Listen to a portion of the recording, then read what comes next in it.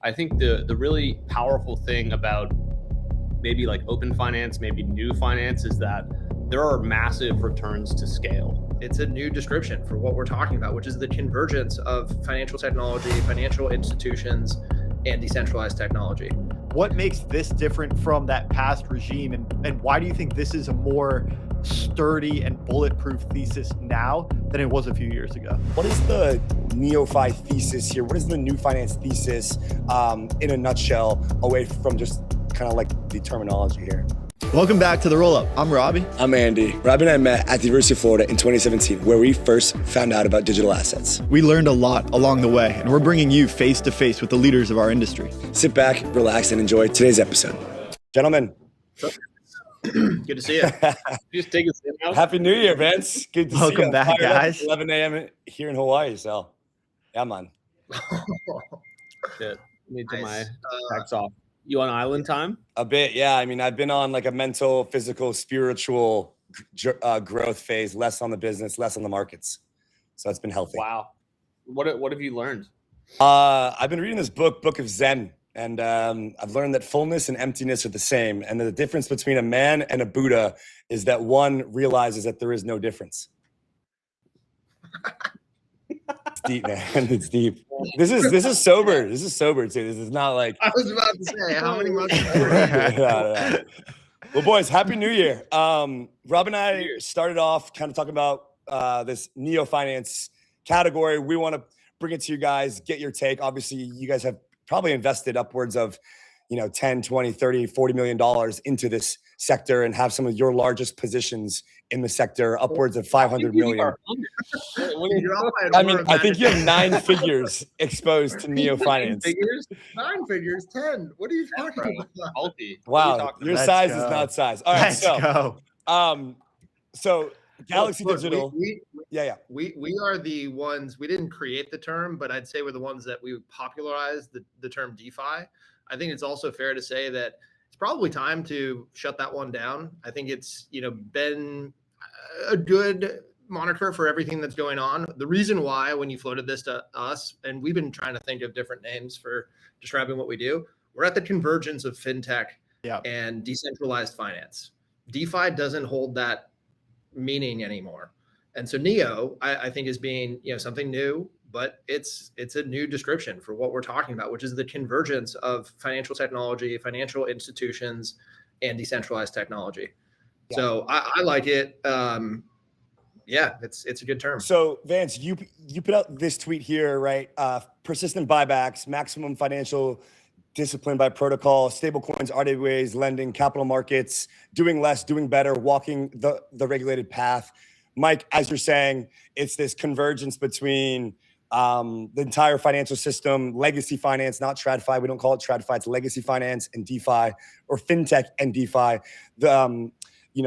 The Galaxy Digital CEO, Mike Novogratz, pushed that there's this kind of shift happening to business-driven tokens away from narrative-driven tokens, measurable value and profits, wallets and exchanges evolving into these neobank-like platforms.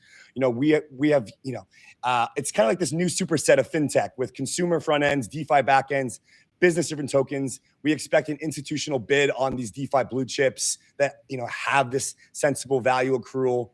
So just kind of like throwing things your way. Well, Andy, one more thing I think is important to mention here, and it goes back to what Michael said about how DeFi is no longer the moniker that applies to a lot of the emerging technology and apps that we think are going to do extremely well, because it's no longer decentralized for decentralized sake, which is what I think a lot of teams raised on when they got into crypto. And that is no longer going to get them the dollars that they're looking to raise. So I think what Neo Finance is doing is it's taking a more pragmatic approach. It's saying decentralization works when you use it the right way. But really what consumers want, they want a forgot password button. They may never get sold on self-custody. And so DeFi is kind of this old term, and it's time to grow up, and it's time to realize that if we want mass adoption with all the hand wavy things that entails, there's a new way of building and there's a new way of thinking about crypto in this modern era. Can I propose something? Please. I think instead of calling it Neo Finance is the full term, just like decentralized finance is, I think you got to call it NewFi. NewFi. because that's really what it is. NeoFi. NeoFi, I think, is a little wordy. Yeah. NewFi, in terms of the shorthand, I think is a much better description, and you could even write it out as NEFI. But I think having it described as NewFi is really probably the best description, Robbie, going back to what you're talking about, which is it's not decentralization for decentralization's sake. Users, I think, don't want to self-custody in a lot of ways. They want to entrust in security and a third party to manage it. They just don't want the people who they're entrusting to do bad things with it or do things that they don't know that's happening. And I think, describing this as NewFi is kind of like calling, Web 1 to Web 2, Web 2 to Web 3. Like, it is an innovation. It's an improvement on what we're doing. And it's like a step 2 for finance. And I think that's really kind of what decentralized technology applied to financial technology will bring, which is a step change in terms of, all the different applications and what you're able to do with it. Yeah. I also think people have co-opted the DeFi term for bad purposes. Like Ave always saying like DeFi will win. Dude, like they delist the third largest stablecoin. They have this committee to list you. And if you tweet badly about them, they won't, up your supply caps. Like there's things that are DeFi and there's things that are not DeFi. And just like these bad actors have kind of blurred that line. And I think the whole term is kind of cooked, and we either need to refound it and kind of actually call things decentralized that are decentralized. Otherwise, it's just going to be co-opted as a lame marketing term. So I'm not even sure what to call what we're currently doing. But when Sky has $10 billion of money, we should probably figure it out in terms of like what we're actually going to call this category. And you can call these things like capital market stablecoin or decentralized stablecoins or whatever you want. But I think the really powerful thing about maybe like open finance, maybe new finance, is that there are massive returns to scale. And that's probably the key point that a lot of people don't understand, is that you see these things, they kind of look like rinky-dink toys at this current scale. But what happens when Sky has 50? What happens when Sky has 100 billion of actual assets under management? The massive returns to scale and the democratization of being able to govern that is truly what I think the quote unquote DeFi opportunity is or was. But a lot of people in crypto and DeFi and decentralization theater just got too high on their own supply and built things that either people didn't want to use or didn't have the massive returns to scale that characterize why crypto is powerful. So I'm with Michael in terms of, we got to figure out something else to call this. But Neo Finance, New Finance, Open Finance, all good candidates. I'm personally hopeful that we can resurrect DeFi and have it actually be something that means something. Yeah. So kind of then moving away from the specific nomenclature here, thinking about like the thesis at large, I think obviously you guys have spent a long time thinking about this and then obviously allocating towards it. So like what is the thesis in a nutshell for this category, right? You guys are obviously bulls on Sky, on Syrup, and on the likes. There's this category that is bridging institutions on chain. They've got a very clear product market fit. They have tons of capital, and they're doing things in a different way than just DeFi. Michael, Vance, what is the NeoFi thesis here? What is the New Finance thesis in a nutshell, away from just kind of like the terminology here? What I would say is that it has very little to do with decentralization. I think decentralization is a means to an end. You can think about it this way. Money transmitter laws are a hugely influential and hugely consequential piece of legislation within the US. And it basically, adjudicates who and who cannot move money around.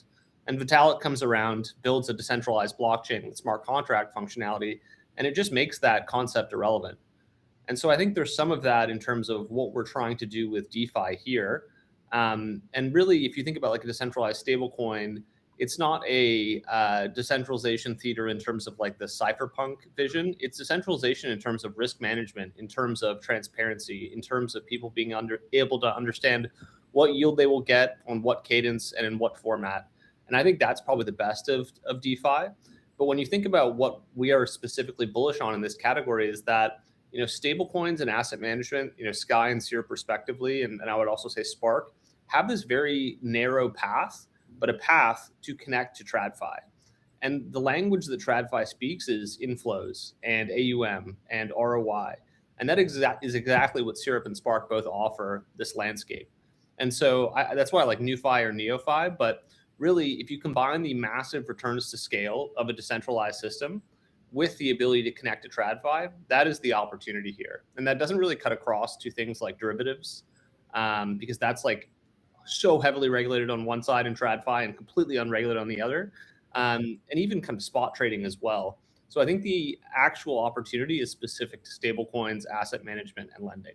And that's really what we're bullish on. Massive returns to scale, being able to connect to Wall Street to accelerate that flywheel. And maybe just to add a little bit and using the same analogy, we actually were asked kind of this question at a panel that we were on a couple of days ago.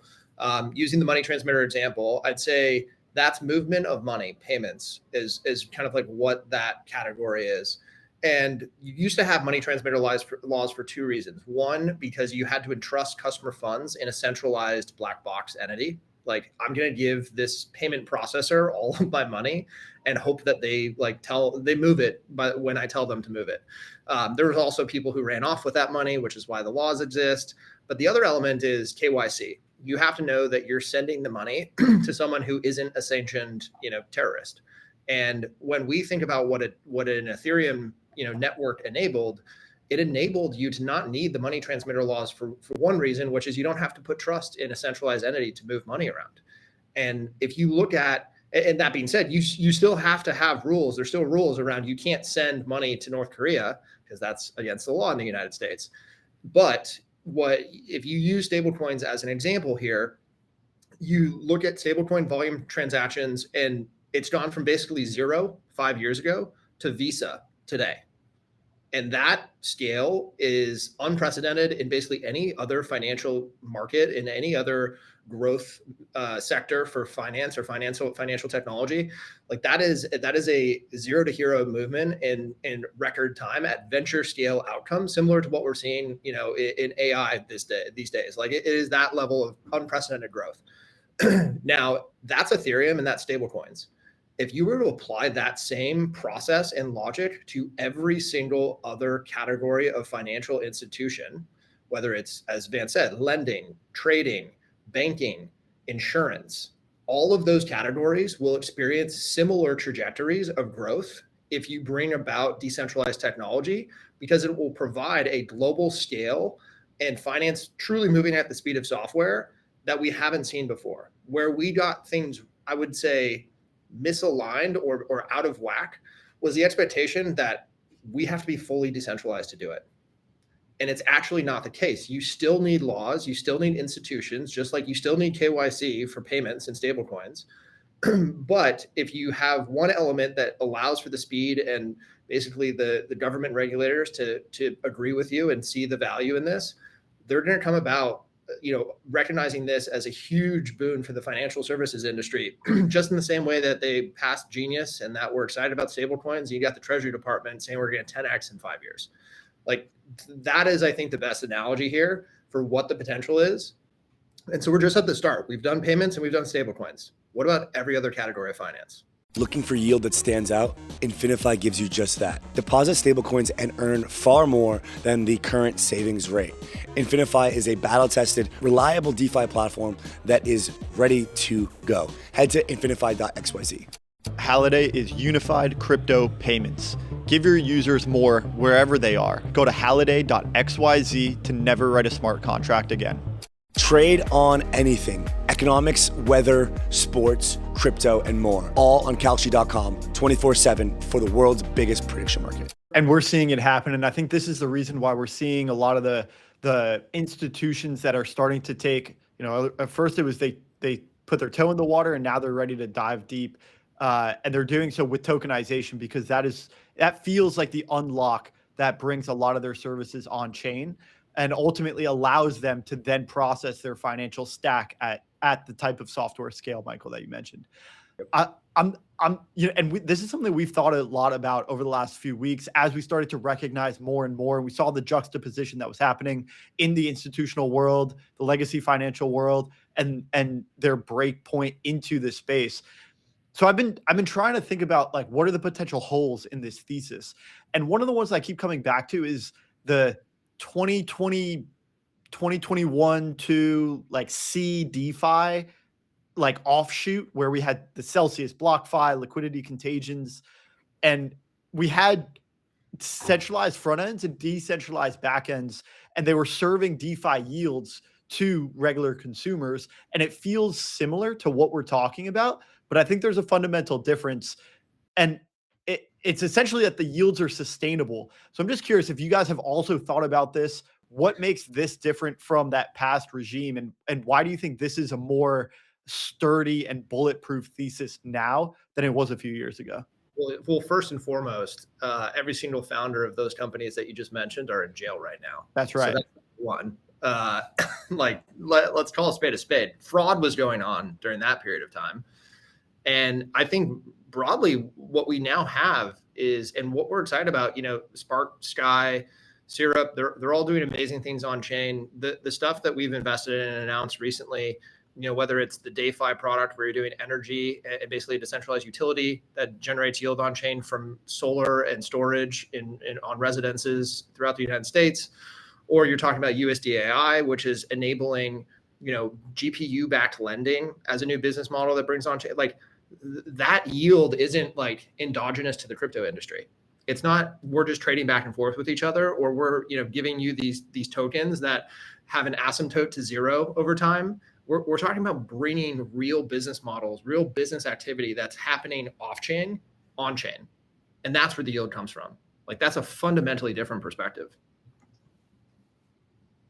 We had RE protocol on yesterday talking about the reinsurance market. Another really good Neo Finance example there. Another framework portfolio company. I just keep coming on the show. What the hell, man? So that is actually, so this idea of, and Rob gave me this thesis, like, dude, I'm actually pro centralization. And I sat on this for like 2 weeks and I was like, dude, we cannot come out and be publicly saying that we're pro centralization when we're running a crypto podcast. And then now that we think about it more and more, the regime that we're in is actually enabling that, right? And so this is a good segue into this market structure bill voting next week and into like the midterms and all of this, where we built a lot of these systems based on regulatory arbitrage for the previous regimes that we were in. Obviously, this new one is much more friendly towards crypto regulation and innovation as a whole. We've got this market structure markup bill vote happening next week, also midterms at the end of the year. How do you guys see the evolution of just like this general category and the space at large as it pertains to the market structure bill? What are like the pros and cons of that in Genius as it relates to Neo Finance? And then coming into midterms and even thinking like further out to the next election cycle, how do you guys kind of posit around this centralized front ends, decentralized back ends, or this kind of general shift towards this newer approach? How do you see it changing? How do you see it evolving here? I think there's going to be numerous regulatory pathways for people to be non-securities and also deal in new financial products like tokenized stocks or tokenized bonds, be it Clarity, be it the SEC Innovation Hub, be it other avenues. So I think there's going to be a variety of avenues. I think the cost of compliance is going to be meaningful, or frankly, like the ability of space to get into like an SEC Innovation Hub or other kind of sandbox type environments. So it won't be for everyone. There's also going to be a difference between people who have already launched a token or a product and probably are thinking about it as we're establishing like a US branch, kind of like a USAT, versus people who are more, just like evergreen entrepreneurs and starting out and wanting to do things at small scale. I think there's going to be a question as to, at the end of the day, what does being a non-security get you on top of all the hurdles to get there? And if you are, deemed a security, what happens? And I'm assuming that, a lot of the current tokens on Coinbase will probably be deemed securities at one point or the other. And I think what their strategy is, frankly, is to kind of have a broker-dealer license and be able to trade those things, right next to coins. But it's a shitty outcome because, if you are a, public security, but you're listed on not NYSE or not NASDAQ, but like the Coinbase alternative broker-dealer, that's like a pretty tough position from a liquidity perspective. So I think there's going to be some tough times for some tokens, but for the other tokens, they will generally be held to a very high standard of decentralization and education as to what they do. and they will either graduate from the SEC program or they will kind of be non-securities on day one of Clarity Act. For everyone else in the middle, there's going to be a lot of work to do. And for a lot of entrepreneurs, I think they're going to see the path of just being a normal private company may actually be for them. Once everything is laid out in front of them, it's going to be easy to tell versus today where it's kind of like this nebulous journey, which seemed to be very valuable because you can launch a token, but there's really no actual regulatory hurdle. So, point being is that there's going to be winners and losers. It's going to be a pretty winding path, and it won't all happen overnight, but it will be good for the space. The worst thing that can happen is that we're still stuck in this no man's land of like, nobody can buy what we're selling because nobody knows what it is. For those products that, they're going out, they're going outside of crypto, so they're avoiding that endogenous risk that the CeDeFi world was susceptible to a few years ago, and they're bringing like real business and revenue into crypto, and they're serving it as yield, maybe in a yield-bearing stablecoin, a yield coin. Are you suggesting that the best path for them is to start getting ahead of the 8 ball, going and exploring securities laws, and probably launch as a security? It really depends, I would say, in terms of what you're talking about, in terms of what is the security. So there's like a couple of elements here. There's like, do you have a product that is a yield coin? And is that yield coin in and of itself a security? You could take one belief that it is. And, for instance, like I think that there's yield coins out there right now that limit US persons from, minting or redeeming them, basically interacting with them directly. And there's a KYC element for the same reason. That is fundamentally different from, let's say, the governance token that is, maybe, collecting or like governing the entire protocol. That I'd say is probably not the aspect that the security is. And that would be something that is covered more in the Clarity Act or whatever it ends up becoming called. But the products themselves can be viewed as securities just in the fact that they are accepting, a subscription and redemptions effectively. And we have rules around this, which is like a Reg D offering, which basically means over a period of time, you can use an exemption to not have to go through the full securities offering, securities listing process. If you wanted to do that, then that's something that you could go through the process of. We just don't have any, Reg D exemptions for crypto. So you kind of have an option to like do the Reg D offering, limit the number of participants. Like they're built for a securities landscape that doesn't factor in this concept. That's where things like the Innovation Hub with the SEC, I think, are extremely valuable because it's not just a one-way street. It's not like you're in the hub, you basically get like a all clear for the next 3 or 4 years. It's more like they're trying to work with the industry to figure out what the next type of innovation hub or what the next type of exception could be based off of feedback they're getting from Innovation Hub participants. Like that's why I think we've put a lot of stake in this Clarity Act or this market structure bill passing, and I think that there's elements of it that are going to be really important and we need to have at least, as Vance said, clarity on what these assets are and a path to decentralization. But the nuts and bolts of what really matters when it comes to like NewFi, if that's what we're calling it, is really going to be about participation and conversation with the SEC via the Innovation Hub. That's where the nuance and the real rulemaking that's more important, than what is decentralized, what is not. That's where that's going to take place. Anything to add, Vance? I think that's broadly right. A lot of these programs will also require you to rep that you are a non-security, and that is like and I think that's being set probably by the Democrats with the sense that like if you're going to go for this, you actually have to rep publicly, legally, that you are not a security, and so you can't be doing like some fugazi decentralization for no reason. It ups the stakes for protocols for sure. But once again, it's like, what is you and what is repping? Like you is not like the product that you're building, the yield coin that you're building. It could be, but you could use the exemption for that. And that says that you are a security, but your securities offering doesn't have to go through the exemption process. Right. It probably doesn't mean like the governance token. That one is the one that you're repping and saying, hey, that's not a security. Yeah.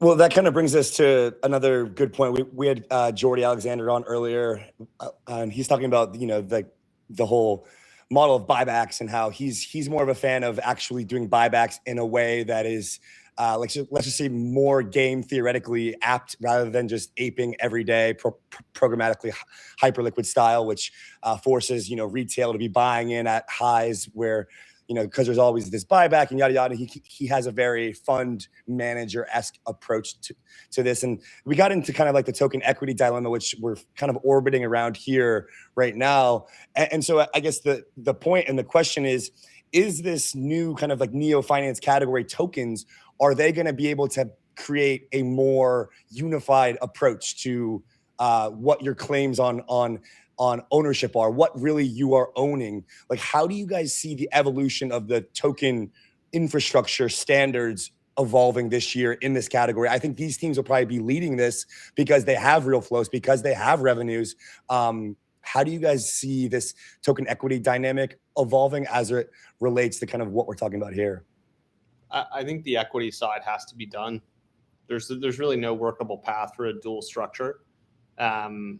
There's this good line about democracy can't be two wolves and a sheep arguing about what they have for dinner, because it's going to be, just diluting the token. It's going to be raiding the treasury. It's going to be all the easy things that you can do. And I'm not very sympathetic to founders that are saying we need this equity structure because we need to grow the protocol. And that just reeks of me as to, they didn't get enough exit liquidity on the token. Now they need to layer another useless part of OPEX on top of the protocol in order to continue to get paid. The idea of these protocols is that they're done at a certain point. And there should be a robust ecosystem of, folks like Consensus for ETH who are able to grow it without being, directly tied to it or having governance over it, especially not owning the brand and the rights and the IP over it. So I don't think those structures are workable at all. I do think the optimal structure is a foundation, a permanent capital vehicle that can permanently align, that does not have a profit incentive, rights over IP or brand. That does seem to be, after 5 years of doing this, we've never seen the equity token thing work. 1 + 1 does not equal 15. There's no, that doesn't make any sense. I will say, we're talking about multiple things here, which is, there's the equity tokens, which is tokenizing existing equities and bringing them on chain. That's, just to be clear, not what we're talking about. What we're talking about is the equity of the labs company, let's say, persisting on, continuing on. Look, I think Consensus in Ethereum is probably the best in class example of this. Consensus is a centralized entity. It has a business model. There were rumors that it was going to go public at some point, and it owns MetaMask. It's making a ton of money from all the different business lines that it has, but it is aligned with Ethereum because I'm sure it has a ton of Ethereum on its balance sheet too. If not from the ICO, from purchases after, or quickly after, or maybe funded by Joe Lubin himself. I don't know exactly. But the point is, you want to have an aligned entity that can go off and make business transactions and sign contracts, because there are actually limitations as to what foundations are able to do. You can't hold equity in a foundation. There's just structural limitations. You want a centralized company to be able to do that, but also employ a bunch of people and scale up, raise venture capital. All of that stuff is valuable. And a foundation isn't able to do that. They're able to sell tokens and hold a balance sheet of cash and tokens, basically. But I do think that when you're talking about a token, that probably is the ideological split, which is the IP, the brand, the technology, and the token are governed by the token itself. And so whatever business activity is being generated by the protocol, that determines the value of the foundation, which is basically a proxy for the valuation of the network and the token itself. The IP that's generated off chain and in the company, all of that stuff accrues to the value of the equity. And we can't have two different layers. It's just that they're going to have completely different mandates. Trying to squash them together is to Vance's point, it just doesn't work. Yeah. We've seen hundreds of these at this point. None of them have worked out well. Look at Uniswap and Uniswap Labs at this point as a great example. It just is hard to do round peg square hole. Yeah. So consolidation into the token and into a foundation, but then, okay, so then let's say we get there, right? And let's say some of these products do this, whether it's retroactively or proactively. How do I, as an investor, then know what I'm buying? Because I think that's still a problem here. Is what am I buying when I buy XYZ token? I don't really know. So what's the step from there to understand what I'm actually owning? Yeah, sorry. So, to add to this, I think what you are buying, so what you're buying with equity, with shares, is obviously the future stream of value, whether revenue, profits, whatever you want to call it, the IP of the company itself, and the brand, and sort of like what's called goodwill. Like that's all on the balance sheet of an equity, and then you have your proportional share based off of your ownership of equities. Now there's like decades, centuries of case law that like backs all of this up basically, and that's why we have robust financial markets around equities in the United States and elsewhere around the world, is because we have property rights for those. What we don't have currently is property rights for tokens. What we probably need is property rights for tokens. And I think that's sounds like a framework article. The first step in getting there is identifying what a decentralized network token is relative to the equity.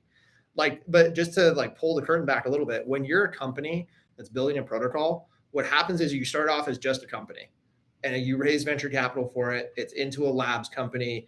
The investors who raise the money are getting, equity in the company, but they're also getting a warrant for future tokens if you are to build the protocol. It's like the structural way to fund, new networks. At a certain point, the company basically splits. It's like as life begins, as life starts, it's like the cells split, and like one of them continues off as a foundation and one of them continues on as a company, just like it was set up to do. There's an IP transfer that happens. So any of the IP that's related to the network, the token, the protocol, that transfers to the foundation. Whatever's not stays within the company. There may be residual value in the company. There's a lot of people who will continue to work for the company, developing open source software for the foundation. Maybe they're getting paid in tokens that the foundation is giving them. Like that's structurally kind of like how everything works. But I hear you in that we don't have rules and regulations around, I own this token, I get a proportional right to whatever is in this and network. that's why equities are outperforming, like stocks are outperforming crypto right now, because everyone's like, well, I'm just going to go buy something that I know is going to stick around longer and has like I'm actually buying something that I know what I'm getting or something, right? So first step in us being able to do property rights for tokens is defining what a token is with market structure built. It all comes full circle. Vance, anything to add? I think it has come full circle, and there's going to be a lot of tokens that just have no purpose. But like this whole idea of there's a ton of breadth in crypto and a ton of projects to invest in, I think is just patently false. Like the industry needs to focus on the 5 to 10 that are really working. And I think some exchanges are somewhat incentivized against this. Like Coinbase specifically offering every coin under the sun, including creator coins.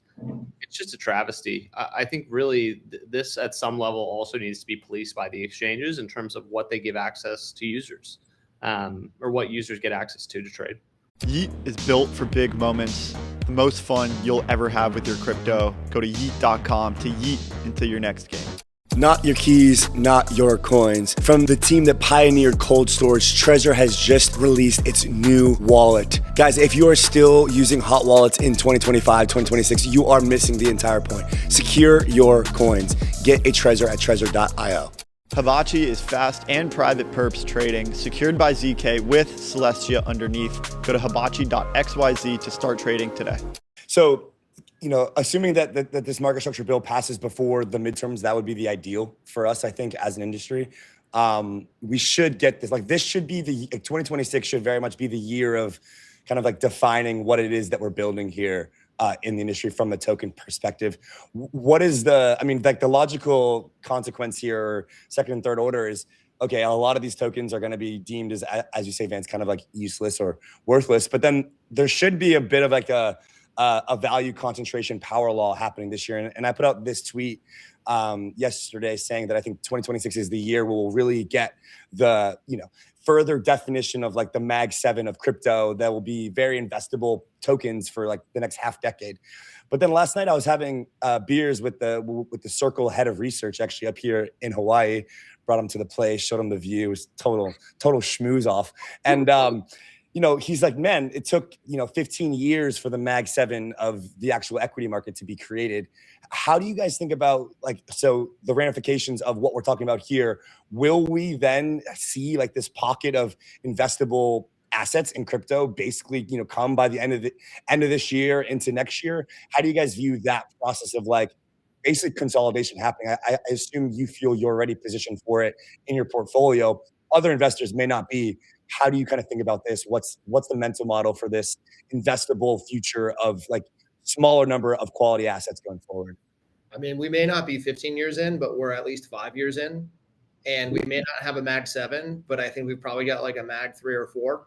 Yep. Like, there are investable assets. And the reason why you call them a Mag 7 is because they're the ones that have outperformed, but they've outperformed based off of their business being so strong and growth being so robust. They just like drag the rest of the indices up and kicking and streaming in some cases. And, we're at all-time highs. I think, the Dow Jones is like, it either passed or is about to pass 49,000, which would be an all-time high. Like, but if you look at the representation of that, there actually are a number of assets that have done well, but like the Mag 7 is what's driving it. And that's the whole point. If you look at and it's unfortunate that this is the case, but after 1010, we're at such a high point. If you look at any of the alts, like they've just gotten absolutely crushed, decimated. Like it is tough out there. But there are certain assets that are up, on the year, up since 1010, and have extreme growth forecast for what they're going to enable in 2026. Like we are starting to separate. What we also need, I think, is understanding of how is something valuable in crypto. And I think basically we've got 3 camps, and it's like very, very broad, but the 3 are Bitcoin as one of them, smart contract platforms that have, some monetary premium. I would put Ethereum and Solana, and that's it in that. And honestly, and unfortunately, I would also maybe put XRP in that, just based off of all the attention that they have. Look, it pains me to say it, but that's true. That's brutal. The third camp is businesses with fundamentals that are on chain. That's it. Those are the 3 categories. Just real quick, from framework perspective, is the allocation like, a lot of Bitcoin, some of camp 2, some of camp 3, or is it like just? No, I mean, look, it's hard to build a venture case or a venture fund around Bitcoin. Of course. Now, if you're an asset manager or an ETF manager doing a different strategy, like if you can charge 2 and 20 to own Bitcoin, then that's great. But I think that's just not our strategy. That's not our forte. We did invest in Ethereum when we started the fund, and that was a huge, value driver in our first fund, as well as a number of other DeFi assets, and a lot of them we talked about today. Yeah. But I think going forward, it's who is building a strong business and has value accrual to a network asset, with the expectation that over the lifetime of that investment, property rights will define, clarity and structure around ownership of that asset. Within that last category, is there also a carve out for things that might not even launch a token, but they do have on-chain services? Like maybe they have a Stripe that has a stable coin? Yeah, and equity has been, I mean, you probably saw the rain cards big that they raised today, but it's never been better for equity investors. And I don't know if CT has figured this out yet, or maybe they have and they're butthurt about it, but like that involves no community allocation. So that's kind of a tough one. And we've had big wins on the equity side, and we're starting to see IPOs and M&A and things like that. And that may be one of the animating forces behind crypto going forward, is just this equity outcome that is not available to the community. And that means there's no wealth effect, and that means there's all these other, probably not as great secondary knock-on effects. But I think what we've seen with tokens has been, we do have probably the Mag 3 or 4. The incumbents are incredibly hard to displace, especially now because there's no venture dollars which can fuel a real shot at them. And that all impacts, frankly, people's ability to get upside in these things. And so I would say the general retail participation landscape has to change pretty dramatically going forward. There's not going to be a ton more airdrops. And frankly, like as we think about tokens, like it used to be, we do, 1 to 2 token or equity to token ratio. I think that's kind of going away because there's no need to give half to the community anymore. So we're closing the chapter on crypto, the first era of real kind of venture-driven crypto with these tokens. And I think what we're going to be left with is kind of these one-of-one Monet paintings in terms of they're very unique, they're very singular, but there's probably 3 or 4 tokens that are really worth buying and very, very interesting as businesses. But that's it. And that's kind of our contribution to this world so far. And it won't stop there, but generally tokens need to be treated better. And part of that is regulation. Part of that is, giving less to the community. Part of that is just having better business fundamentals, but probably not what people want to hear in terms of, airdrop hunters or whatever you want to call them. And just as additional color, like at Framework, we're probably 50-50 tokens equity. So like we're talking tokens here, and I think that's probably the most interesting, generally right now for this audience. But equity, I'd say, is not only increasing in interest, but it's been a mainstay of our strategy since day one. There's an increasing breadth of assets that have on-chain products and services that don't have tokens and have equities. Yeah. Guys, closing out. How are we feeling? Are we still bulled up, full on? I'm a little scared out here. You've been scared for months, though. Look, exactly. I think what I would say is that people should really read the documentation around both BMNR and MicroStrategy. Those are the main driving factors of this market. And the MSCI decision, they actually kept MicroStrategy. And then the Tom Lee pay package is on the 15th. And there will be all sorts of knock-on effects to that, coupled with very strong ETF flows over the past week. Yesterday was outflows, but the first 2 days, Monday, Tuesday, Wednesday, were 9-figure days for both ETH and then 9-figure days for BTC. Like those two things, that's the 1-2 punch that makes the assets go up. Not the vibes, not the CT, commentary, but those two things are what is the driving force. So if you're bullish on crypto, it's because you understand those two things. Or you just have a view that these things are inevitable. But I would say Bitcoin and ETH are kind of singular, and then the DeFi names are singular, and then everything else, is kind of out of our purview, and we don't really have a view. There's things that haven't worked in the past, but I would say the vast majority of our thought process is staying long and waiting for the inevitable push to new all-time highs for the majors. What Vance is dancing around is a bit of a perspective that we have, read about, but also kind of discovered, and no proprietary information here. This is all in disclosures and Yep. everything that's been put out from BMNR in particular. But it looks like Tom Lee has been building an extremely large in the money call position on ETH. Which, as well as stacking at least $1 billion in unencumbered cash right now, but that's been $1 billion for the last month plus, while also hitting massive ATM numbers. Where is that cash going? Our belief is that it's going into a very large call position, which you actually started to see earlier this week on the dealers delta hedging ETH, which is why it went from 2,700 to like 31, 32, 33, kind of out of nowhere and with no information whatsoever. Tom Lee has his shareholder vote next week. That shareholder vote decides his pay package. Our expectation is he's basically been building this position for the last month or two. Also, the expectation is that he's been selling a ton of puts in December when everybody thought it was going to 1,000 or 1,500. He was basically like, nope. So like, I think rotating the premiums from that, raising the cash from the ATM, and building this massive call position. Our guess and a lot of people's guess seems to be in the high 6 figures, potentially 7 figures of ETH notional, and executing on that is massive. So I would expect that there's potentially fireworks in the next few weeks for in particular Ethereum. I think the MSCI announcement, I agree, is actually extremely bullish sailor for at least another 12 months until he can right size the ATM and fundraising process, which I think he absolutely will.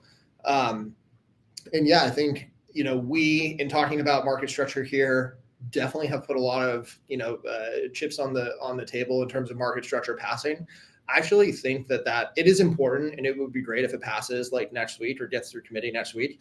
I don't think it actually matters that much if it's before or after the midterms, because what will matter a lot more is what the Innovation Hub actually does. And the idea is like you join the Innovation Hub, and the SEC wants people to join, and they're like things that we have talked about, on channel today are definitely, looking at this very strongly.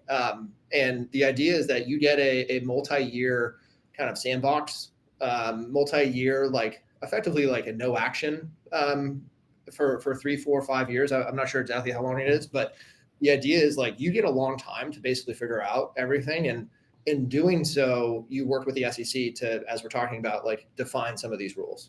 So like extremely bullish that. Yeah, like that's happening way sooner than any of the market structure bill would happen in the first place. So like that's way more bullish than market structure. And look, the things that really matter as well are the DATs and the ETFs being in good shape, plus a narrative drive, and we have all the ingredients for that with relatively light positioning. So that's kind of how we think about it. And I think at a very, very high level, in a world of AI and like how fat the tails are getting on with AI, like, Skylink or Starlink or Skynet, robots taking over, like there's going to be a need for a world computer. There's going to be a need for a digital store of value that is not gold. I think there's a lot to be optimistic on with regards to just crypto's inevitability within a world filled with AI. Yeah, Hasid gave us the asteroid mining is getting extremely sophisticated. So gold is going to be, watch out for all your gold bugs. The SpaceX IPO, part of the SpaceX plan is. Gents, I think I just 100x long to ETH. Thanks for coming on. Again? Is that 1,000x now? Thank you, guys. I would just encourage you guys and anybody else who's curious to go dig through some BMNR stuff because you pull in the thread, it's long. Yeah, we stayed up. I forget which night that was, but I think Tuesday night. I found this article, and Michael goes to bed much earlier than I do, and I was just spamming Michael all day. Hey, like I found this. Like, look at this, and like I saw him the next morning. Very clear that he did not sleep at all. Sounds very familiar. Michael is. I'm more of the night owl. Michael is early to bed, early riser. Sounds all right, healthy. gents. Happy New Year. Have a good weekend. Thanks for coming on. Cheers, guys. Later. See you soon. Bye. Cheers. Yes, sir.